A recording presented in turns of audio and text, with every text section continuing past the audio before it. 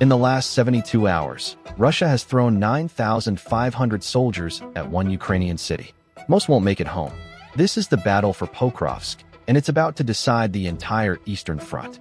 I'm going to show you exactly why Russia is sacrificing an entire division for this single city, using awesome evidence and tactical analysis you won't find anywhere else.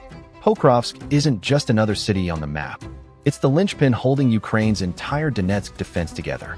Let me explain what makes it irreplaceable. First, the supply lifeline. Every Ukrainian position from Chasiv Yar in the north to Vuhledar in the south depends on supplies flowing through Pokrovsk. The city sits on Highway H-15, the main artery feeding ammunition, fuel, and reinforcements to 40 kilometers of active front line. Without Pokrovsk, Ukrainian forces across the entire Donetsk sector lose their primary logistics route. Second, the railway hub. Pokrovsk's rail junction connects directly to Dnipro and Zaporizhia. Lose this city, and Ukraine loses the ability to rapidly move heavy equipment and bulk supplies across the entire eastern theater.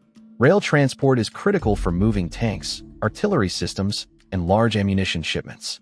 Trucks can't replace that capacity. Third, the geographic advantage. Pokrovsk sits on elevated terrain. Whoever controls it commands observation over the surrounding plains, which is critical for artillery targeting and drone operations. In modern warfare, elevation equals information, and information equals survival. Before the war, 60,000 people lived here. The city produced coal, processed food, and manufactured construction materials. Today it's nearly empty, but its infrastructure is what Russia desperately needs to sustain any further advance westward. This is why Russia is willing to sacrifice thousands. Take Pokrovsk, and Ukraine's entire Donetsk defense collapses like a house of cards. Now let me show you exactly how Russia is trying to take this city and why it's costing them everything. Russia isn't attacking Pokrovsk head-on. They're attempting a classic pincer movement from three directions. The northern prong pushes south from Toretsk, trying to cut Highway M30. The eastern prong launches direct assaults from Avdiivka's ruins, serving as the main axis of attack. The southern prong advances from the Vuhledar area, attempting to sever the H-15 highway. Here's where the numbers get brutal. According to Ukrainian SBU footage verified by multiple OSINT sources, Russia has lost approximately 9,500 soldiers in the Pokrovsk sector over the past 12 months. But here's the critical detail. 2,100 of those casualties occurred in just the last 30 days. That's a 350% acceleration in loss rate. The hardware losses are equally staggering. 73 tanks destroyed or abandoned, 156 armored fighting vehicles, 41 artillery pieces, 89 logistics trucks. These aren't Ukrainian propaganda numbers.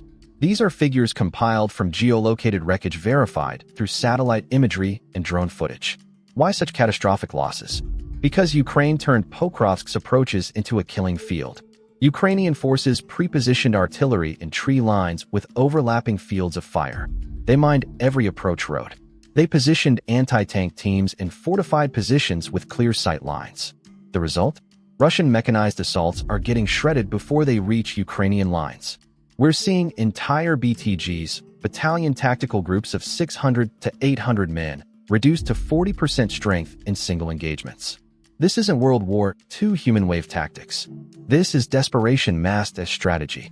Now let's talk about why Ukraine is holding and how they're turning Russian aggression into a strategic disaster. Remember how I said Pokrovsk is Ukraine's supply hub? Ukraine is using that same infrastructure to sustain an elastic defense. Here's the genius. Ukrainian forces aren't defending static lines. They're conducting fighting withdrawals, pulling back 500 to 1,000 meters, letting Russian forces overextend, then counterattacking with artillery and drones once Russians outrun their supply lines. Ukrainian logistics teams pre-positioned ammunition caches in multiple fallback positions. When they withdraw from position A to position B, they're not abandoning supplies. They're moving to pre-stocked defensive positions. This is supply chain warfare at its finest.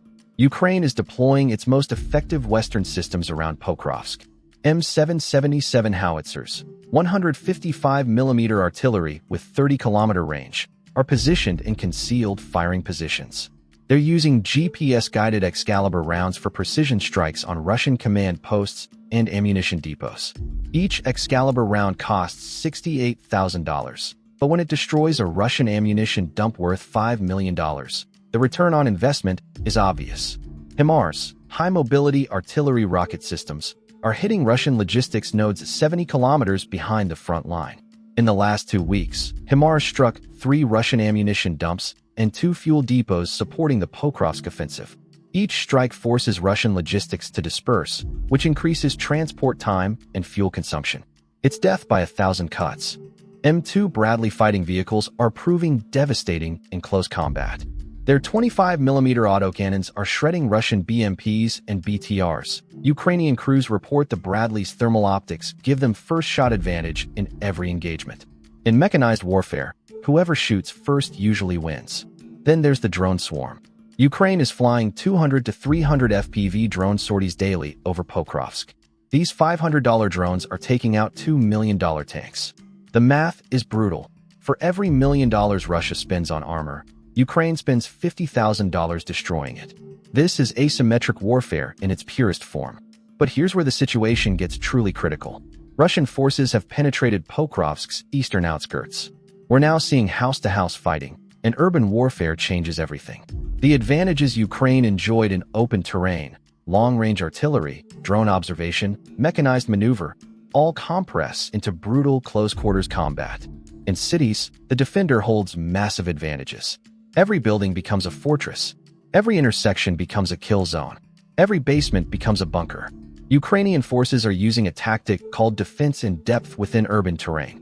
The outer ring consists of light infantry with anti-tank weapons in apartment buildings, slowing Russian advance. The middle zone features fortified strongpoints and concrete structures, creating choke points that force Russian units into predictable attack routes. The core holds heavy weapons and reserves in the city center, ready for counterattacks when Russian units exhaust themselves. But urban combat is a meat grinder for both sides. Buildings that took decades to construct are destroyed in hours. Civilian infrastructure, water, power, gas, gets systematically demolished. This is why the situation is described as dynamic and critical. Ukraine is holding, but every day of urban fighting degrades their defensive positions. Russian forces are adapting too. They're using thermobaric weapons to clear buildings without exposing infantry. They're employing small assault groups of 5 to 8 men instead of company-sized formations. They're moving at night to avoid Ukrainian drone surveillance. The learning curve in urban warfare is steep, and it's written in blood. So what happens next? Let me give you 3 scenarios based on current tactical realities. Scenario 1. Ukrainian hold. If Ukraine maintains control of Pokrovsk through winter, Russia's entire 2025 eastern offensive fails. Without Pokrovsk's logistics hub, Russian forces can't sustain operations toward Kramatorsk or Sloviansk.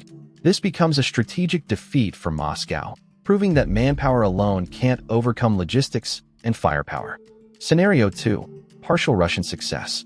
Russia takes eastern Pokrovsk, but can't secure the full city or the H-15 highway. This creates a frozen urban battlefield. Think Bakhmut 2.0. Both sides bleed resources for minimal territorial gain. The city becomes strategically useless because neither side can use its infrastructure. This is the worst outcome for both militaries, but the most likely given current dynamics. Scenario 3. Russian breakthrough. Russia captures Pokrovsk and secures the H-15 highway. Ukrainian forces conduct fighting withdrawal to secondary defensive lines near Konstantinivka. This opens the door for Russian advances toward Kramatorsk, but at catastrophic cost. Even in victory, Russia would have expended an entire army's worth of combat power for 40 kilometers of advance. The question becomes, can they exploit the breakthrough before Ukrainian reserves arrive? Here's what the data tells us. Russia is currently losing soldiers at a rate of 70 per day in the Pokrovsk sector alone. At this rate, they can sustain offensive operations for approximately 90 more days before combat effectiveness collapses. Ukraine is losing an estimated 25 to 30 soldiers daily in the same sector, a more sustainable rate, but still devastating for a smaller military. The equipment attrition favors Ukraine. Russian tank losses are running at 2.4 per day. Ukraine is losing approximately 0.6 tanks daily. This 4-to-1 loss ratio is unsustainable for Russia, especially given their limited ability to produce new tanks. Western aid is replacing Ukrainian losses. Russian industry is struggling to keep pace. The battle for Pokrovsk is more than a fight for one city. It's a test of 2 military philosophies. Russia believes mass and persistence will overwhelm Ukrainian defenses.